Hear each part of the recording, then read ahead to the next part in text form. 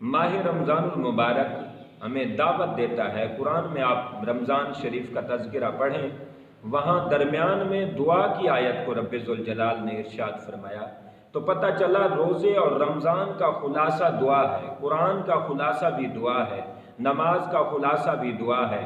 और प्यारे नबी अलैहिस्सलातु वस्सलाम की सीरत तय्यबा और हयात तय्यबा दुआओं से मुज़य्यन है। गार में, मज़ार में, हर जगह हुजूर ने दुआएं की। लिहाजा दुआ का पैगाम रमज़ान दे रहा है कि हर वक्त मालिक के हुजूर दुआएं करें। रब्बे ज़ुल जलाल ने फरमाया, अपनी ज़ुबान, सबसे इंसान की ताकतवर चीज़ ज़ुबान है और हाथ है। बंदा जब अपनी ताकत वाली चीज़ें मालिक के हुजूर उसकी सना में, हमद में, गीत में गुम कर देता है तो रब बड़े इनामात अता फरमाता है। और रब ने फरमाया, दुआ मुझसे किया करो, अगर हाथ थक जाए तो सिर्फ जुबान से कर लिया करो, जुबान ना हो तो दिल से दुआ कर लिया करो। किसी तरह रब की ज़ात के वाकिफ बन जाओ, अल्लाह की ज़ात की पहचान हासिल करो। हर चीज़ का खुलासा रब ने अपनी ज़ात की पहचान और अपनी बारगाह में दुआ करने का खुलासा बयान।